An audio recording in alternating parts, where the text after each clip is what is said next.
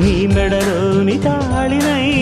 నూరేళ్లు దాగనా నీ చెంతకు చేరా విరహంతో పడలేక నును మెత్తని పరువం రాసింది శుభలేఖ సరాగాల సాగరాన స్వాతి చినుకై సోలిపో కొమ్మన కులికే కోయిల ఓ కమ్మని పాట పాడవే తేనెలు మరిగిన తుమ్మెద నీ అల్లరి పనులిక ఆపవే ఓ భామా ఓ మామా ఉదయాలకు నీవే ప్రాణమా కసి ముద్దులు రాసిన కావ్యమా